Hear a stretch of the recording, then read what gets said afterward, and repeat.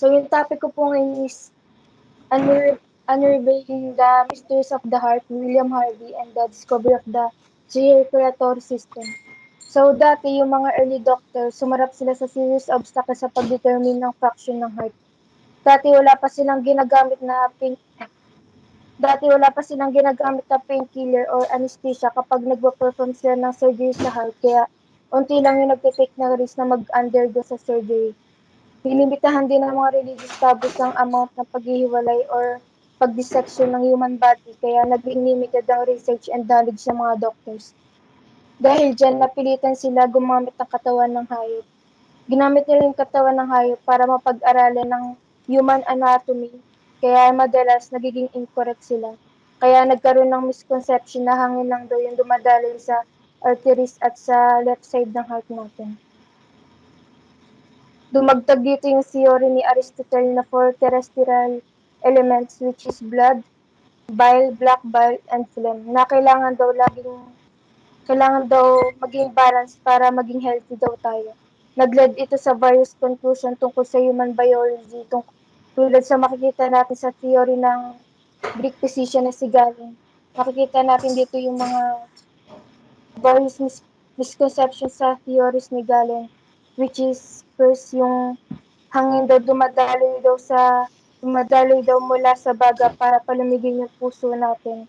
And second, dumadaloy daw yung dugo sa katawan at inaabsorb daw yung blood natin and hindi na nagre-regulate or umiikot.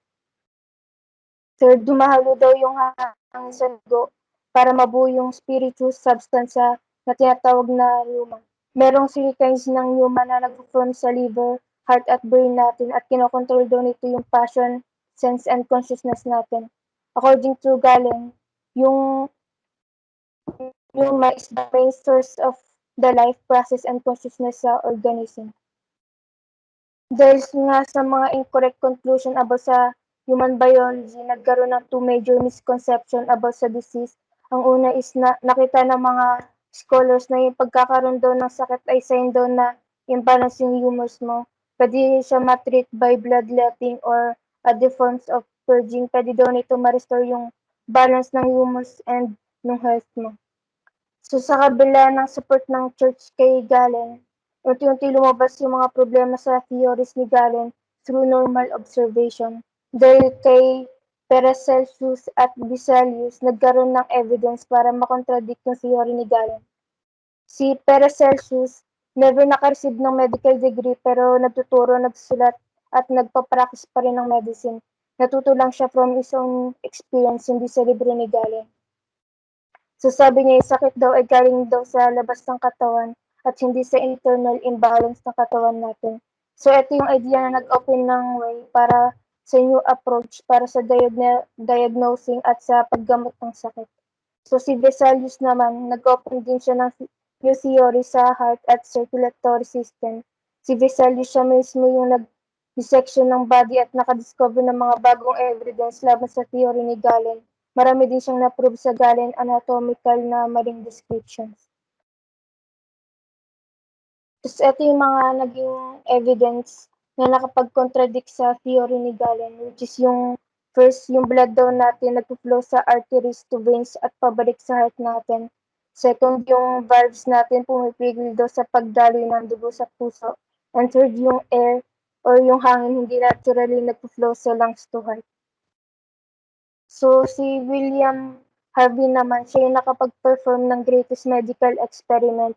Siya yung nakapag-give birth sa science of physiology nung na-discover niya yung circulation of blood by forcing his blood sa isa niyang ugat, yung sa forearm. Pinatunayan niya yung venous blood dumadaloy sa puso at yung mga body valves natin sa ugat ay na-maintain yung one-way flow and completely na-revise niya yung description ni Galen.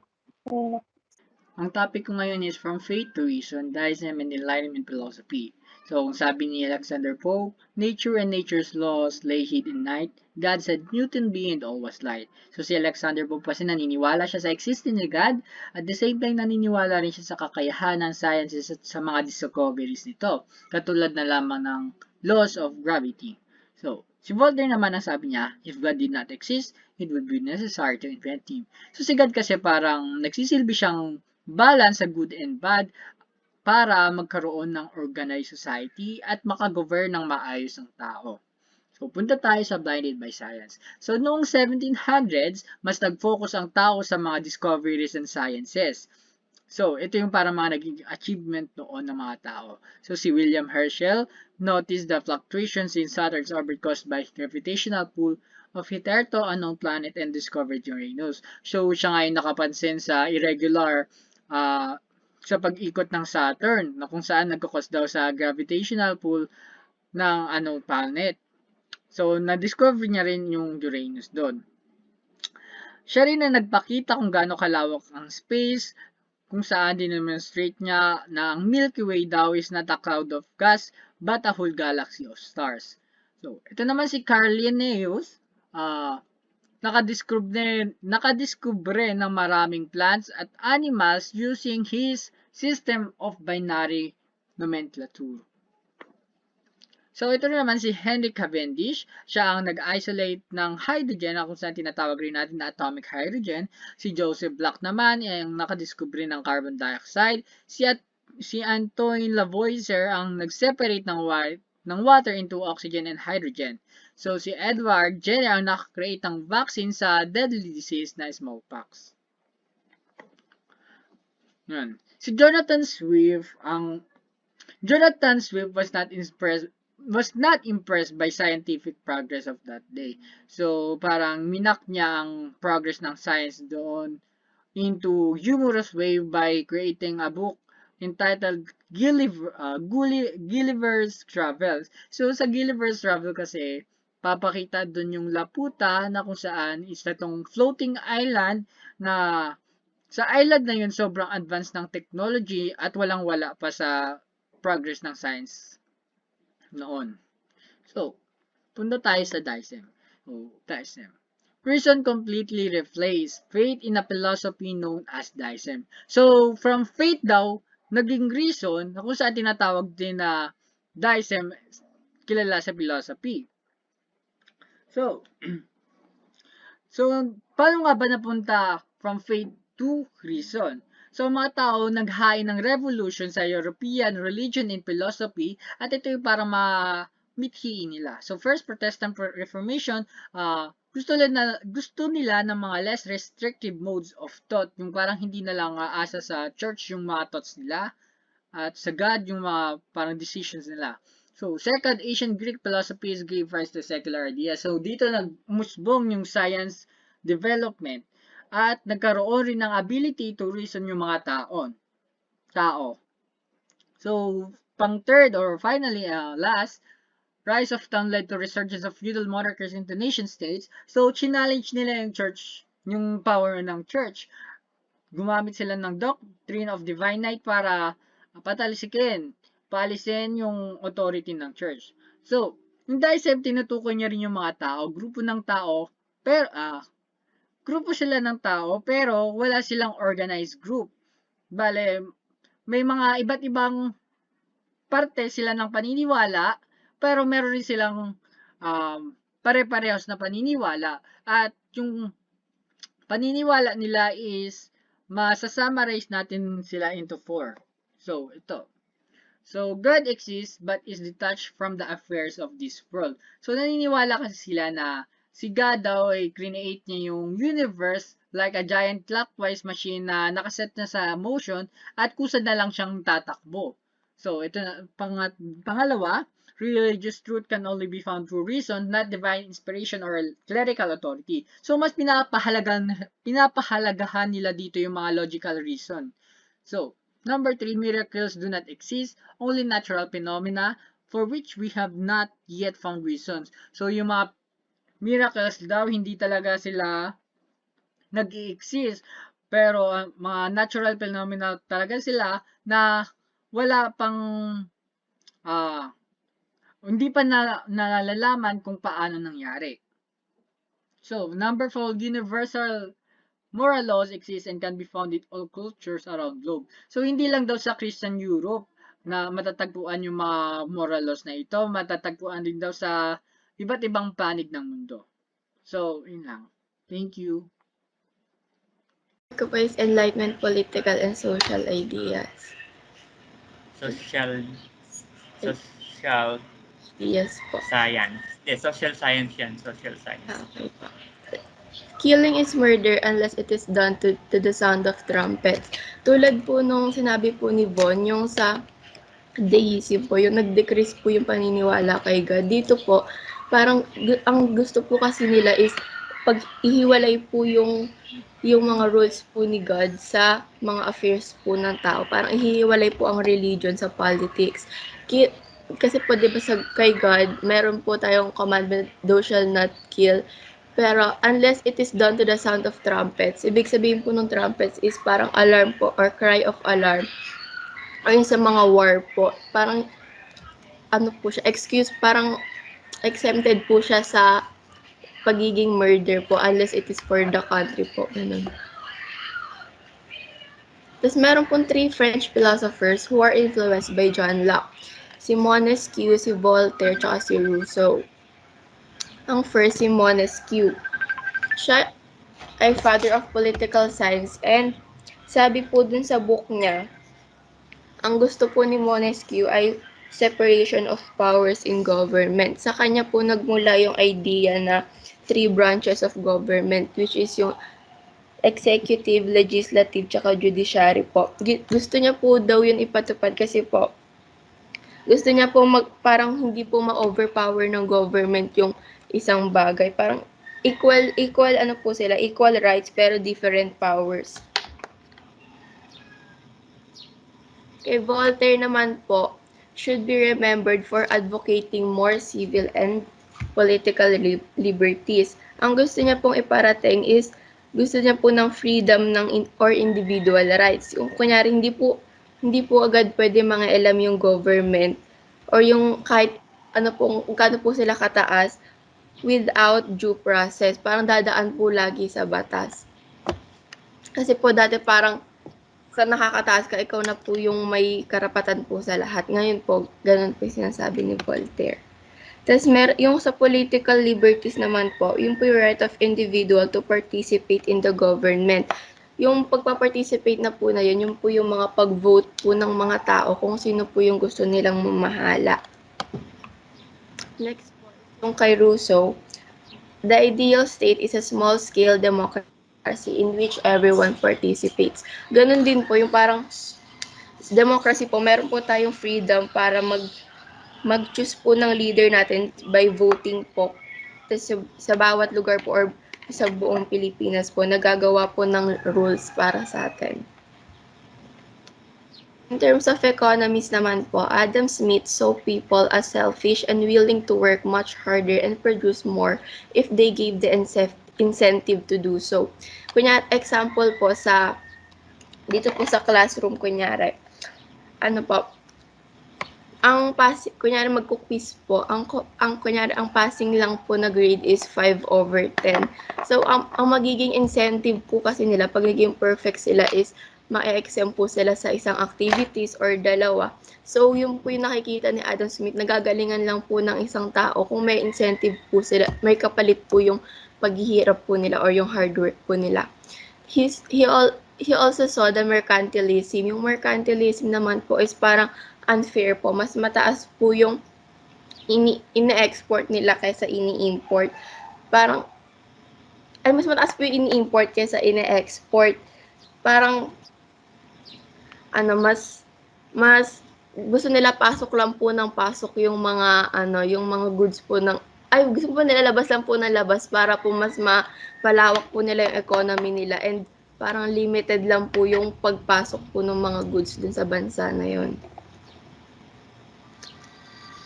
In terms of psychology naman po, kay Helvetius who claimed that our minds and personality are blank states at birth and that we are the products of our environment and the sum total of our past experiences. Sinasabi po ni Helvetius na yung utak daw po natin and personality po, syempre po nung bata pa po tayo, wala pa po yun, blank state pa lang po tayo and madedevelop po yun base po sa environment natin o yung kinalakihan po natin, yun po yung maa-adapt po natin. Kay Jeremy Bentham naman po, he felt we could teach people to act in rational ways by providing an ideal environment where they can learn the right sorts of behavior. Sa kanya naman po, parang kaya naman daw po natin turuan yung mga tao kung ano po yung tama. Base po sa parang magiging example po tayo para tayo po yung maging influence po sa kanila. So, sa akin po is reading 17. So, reading 17 po is all about psychoanalysis. So, first po, ang nag-develop po ng psychoanalysis, which I see Sigmund Freud. So, Sigmund Freud po was an Australian neurologist and founder of psychoanalysis. So, ang psychoanalysis po, isa po siyang clinical method for treating psychopathology through dialogue between patient and psychoanalyst.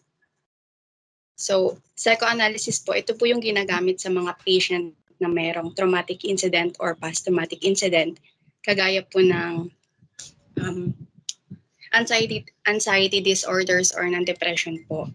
So, this is a system of psychological theory and therapy which aim to treat mental disorders such as depression and anxiety disorders. So sa psychoanalysis po, meron po tayong 4 psychoanalysis assumptions. First assumption po is psychoanalytic or psychologist see psychological problems as rooted in the unconscious mind.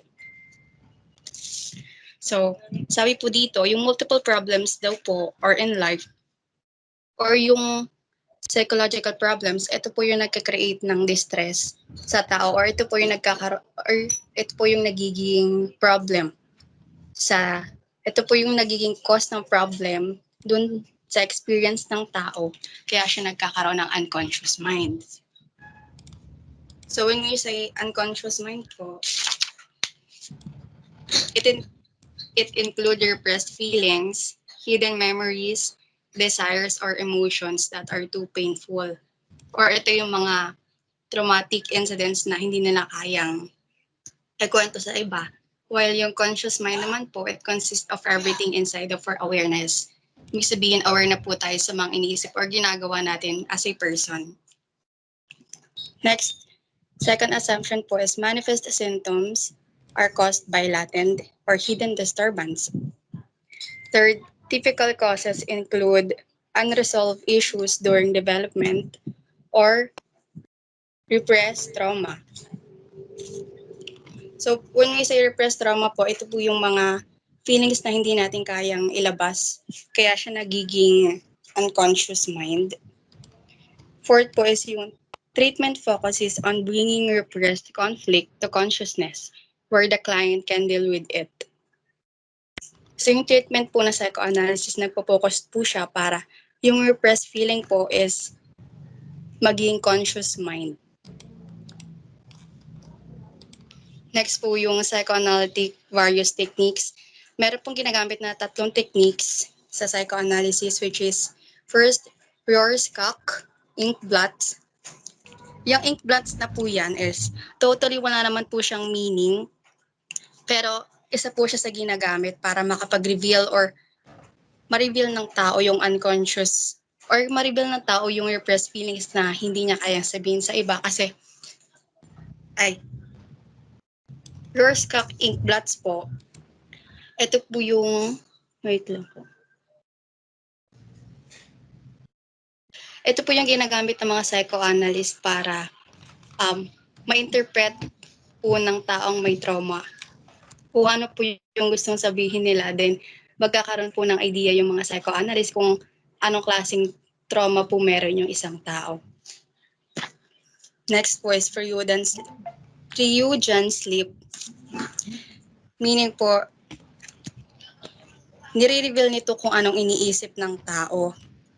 So, according to Freud, ibig sabihin daw po ng Freud is unacceptable thoughts or beliefs or within held from unconsciousness or awareness, while the sleep help reveal what is hidden in the unconscious. So, ito po yung, for example, hindi mo naman sinasadyang sabihin pero nasabi mo, kaya nga po minsan sa mental or yung mga psychologists, ini-interview nila yung mga patient para mas ma-reveal kung ano yung gusto nilang sabihin or iniisip nila. Third po is yung free association. So, ang free association po, it uses psychodynamic therapy. When we say psychodynamic therapy, it is primarily used to treat depression. It is primarily treat depression and other serious psychological disorders. So, pre-association po, this is like a flashback po na sasabihin mo kung ano yung gusto mong sabihin. For example, kukwento mo yung past traumatic experience mo or stressful memory para ma-clean or ma-relieve kung ano mang repressed feeling meron yung tao. Then, next po is dream analysis. So, ang dream analysis po, ito po yung meaning interpretation of dreams. Kung saan kinakwento mo yung mga napanaginipan mo. Ito po kasi yung, for example, may lagi tayong iniisip na bagay. So, hindi natin siya makuha ang gagawin po ng iba is mag-i-imagine. So, sa pag-i-imagine, mas napapanaginipan nila. So, kinukwento po nila or pwede nang ikwento yun para makabawas po dun sa repressed feeling nila. Next po is clinical applications. So, clinical applications po, ito po yung isa sa theory ni Freud. So, ito po yung tool na nag-explore sa unconscious mind in order to release painful emotional symptoms and para ma-increase po yung self-awareness ng isang tao or tumaas po yung self-confidence niya. Next po is yung anxiety disorder naman po.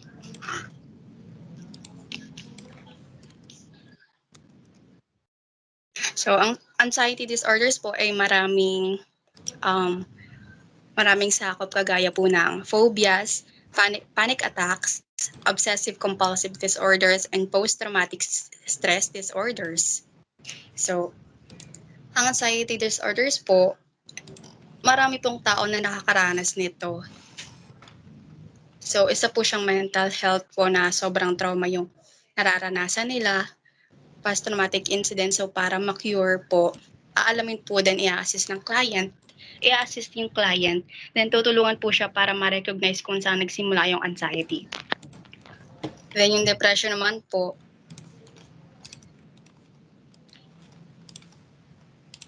so depression may be treated with psychoanalytic approach to some extent. Psychoanalysts relate depression back to loss every child experience when realizing or for example separateness sa family, yun po yung kadalasang nagiging cause ng pagkakaroon nila ng depression or yung mga problem na hindi nila kayang isolve. So, ang mangyayari po ay sasarilihin nilang nila, kaya sila magkakaroon ng mas malalim na depression pa. So, today I'll be discussing the theory of personality by Sigmund Freud. Next slide po. So, sino nga ba si Sigmund Freud? Sigmund Freud is an Austrian scientist, and he is also called or considered as the father of psychoanalysis because during the 19th century, he is the one who introduces po the psychoanalytic theory.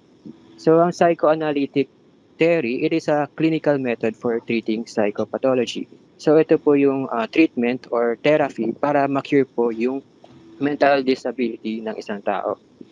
And then it is also a way daw po para ma-uncover yung unconscious mind of a person. And then to determine naman po yung psychopathology, it is a study of the mental disability of a person in terms of their causes, origin, development, and treatment. Next slide po. So to start off with the theory of personality, let's now begin with the levels of mental life. So yung levels of mental life, ito yung level of consciousness sa isipan ng isang tao. So sa first level po, meron tayong unconscious.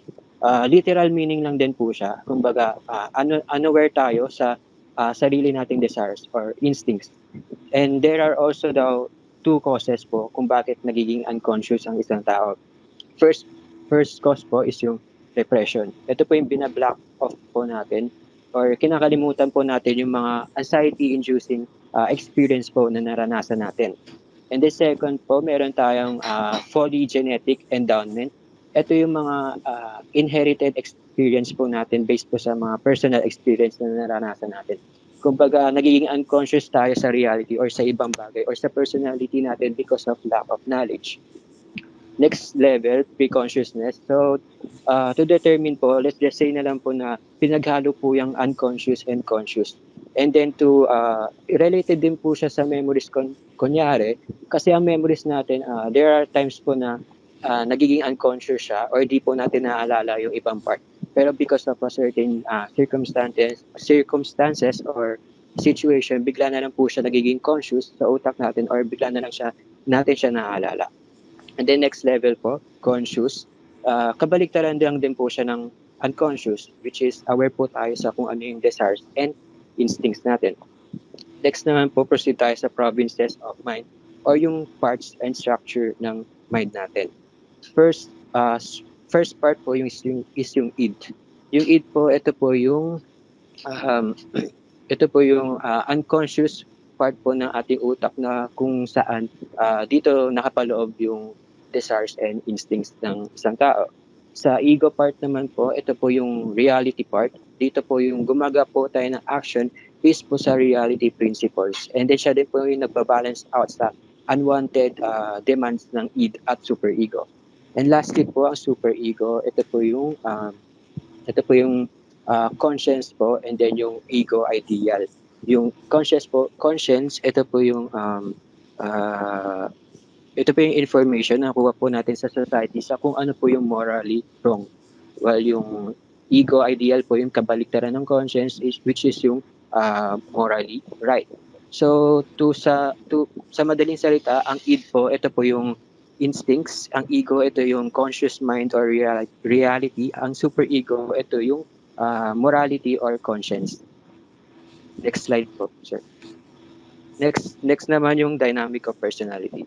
So first, sa dynamic of personality, meron tayong instincts. Ang instinct daw is nahati sa dalawang primary part. First is yung sex or eros, which means na ito yung sexual instincts ng isang tao na kung saan nakipag-unite tayo or nagkakaroon tayo ng unity sa isang tao through relationship or sexual pleasures. The next one is yung aggression and yung aggression or death. Ito yung kabaliktaran ng eros na kung saan nakipag-cut off tayo ng ties or connection sa ibang tao. Next dynamic is yung anxiety. Ito yung uneasy feeling po na nakukuha natin dahil po sa relation ng ego sa id, relation ng ego sa superego, and relation ng ego sa reality. So it is possible po na magkaroon tayo ng morality anxiety. Kumbaga, we feel guilty po sa mga masasamang nagawa natin.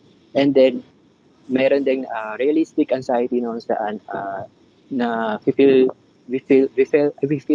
fear po sa nangyayari sa real world po natin.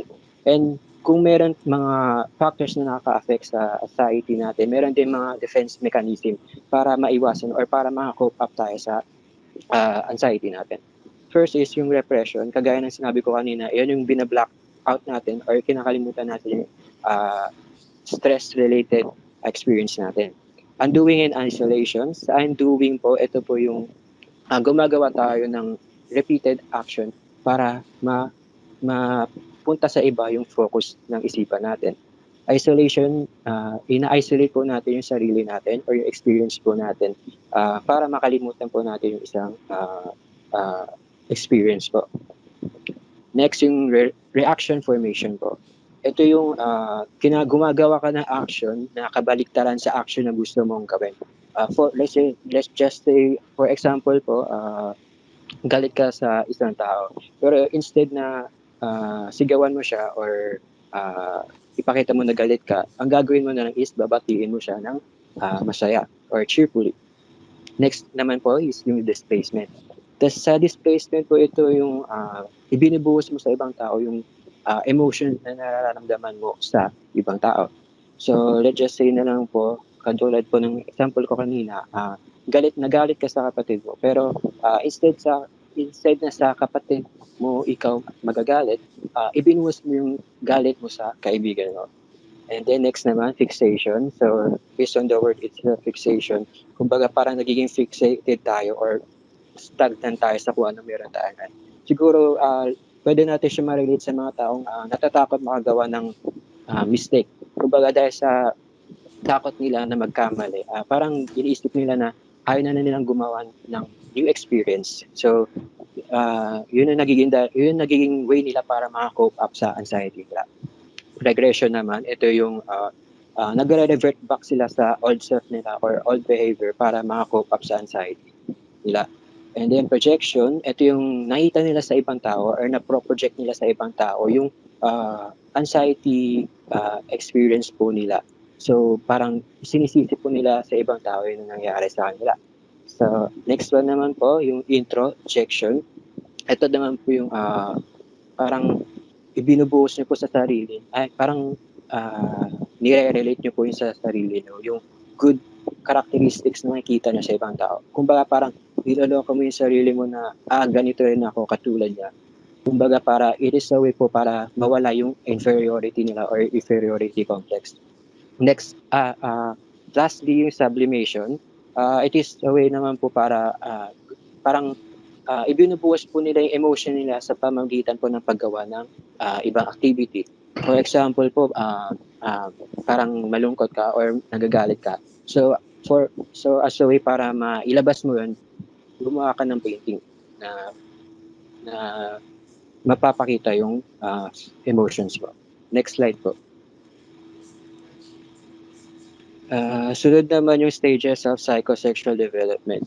Ito naman daw po yung mga development ng isang bata or childhood development po na nararanasan natin is naka-apekto po sa personality of development ng personality ng isang tao.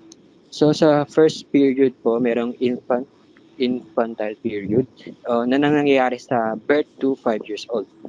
So, nahati siya sa tatlong phase. Oral phase, anal phase, and phallic phase. Sa oral phase, ito yung madalas na ginagawa ng mga bata na kung saan nakakahanap sila ng satisfactor or pleasure sa pamagitan ng pagsak or pagbite ng mga bagay. So, para kay Freud, yung mga ginagawa ng bibig natin, it is a way para ma-describe kung ano yung personality natin na tinatawag nating oral fixation. Next naman yung anal phase. Ito yung toilet training po na ginagawa ng mga bata. Kumbaga, based po dun sa way na natutunan nila madumumi, dun nag-improve or dun nade-develop yung personality nila. So, for example, natutunan mag-isa ng isang bata kung paano dumumi, it is possible na magkaroon siya ng independent personality. Pero kung nagkaroon siya or tinuruan siya ng parents nila in a strict way, pwede siya magkaroon ng anal personality or complexion or excessive cleanliness or tidiness. Next phase, phallic phase. Sa phallic phase, naka-focus dito yung Oedipus complex na ibig sabihin, ito yung madalas na sinasabi ng mga bata na gusto nilang pakasalan yung nanay nila, gusto nilang pakasalan yung tatay nila. So, it is a close attachment or intimate feelings po towards sa opposite sex parents nila, and then they also feel jealous towards their same sex parents. Next naman, latency period. Nag-uumpisa siya sa 5 years old until puberty. Dito lang tumitigil yung development ng psychosexual ng isang tao. Sumunod naman dito is yung genital period. Dito na nag-uumpisa yung puberty or pag-develop ng reproductive system or genital parts ng isang tao. Dito na rin nag-uumpisa yung sexual experimentation nila na kung saan nagkakaroon sila ng one-on-one love relationship. And then para magkaroon ma-satisfy din nila yung sexual pleasure. And lastly, maturity. Ito yung part na kung saan kaya nang i-control ng ego natin yung id at superego. Kumbaga, ito na yung kaya na i-balance out ng ego yung dalawang part ng mind na yan. And then, dito na rin nakafocus yung conscious mind natin. Ito na yung parang pinaka, ang tawag doon, pinafocus po. Next slide po.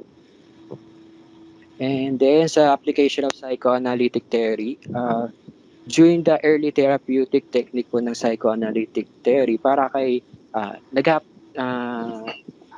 in-introduce to ni Freud noong 1890s. So early 1890s ito in-introduce ni Freud na kung saan sinasabi nila sa patients na nagkaroon sila ng mental disorder due to the because they were sexually seduced during their childhood. Pero nagbago yung pananaw ni Freud noong late 1890s.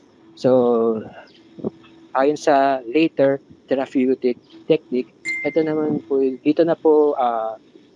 po nagawa yung mga different therapy or treatment ways po para ma-improve or ma-cure po yung mental disorder ng isang tao. Ito yung free association, ito yung kailangan sagutin ng patients yung mga tanong ng doctor kahit na trivial to or unrelated. And then dream analysis, ito yung ina-analyze yung dream ng isang tao kasi for them po, ang dream daw po is connected sa unconscious mind natin, sa unconscious desires po natin. Next naman po yung Freudian trips.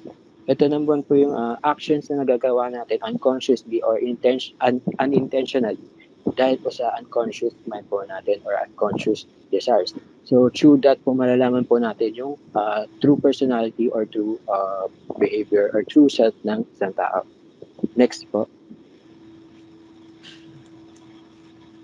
So lastly po sa related researches, ito po yung mga researches na ginawa or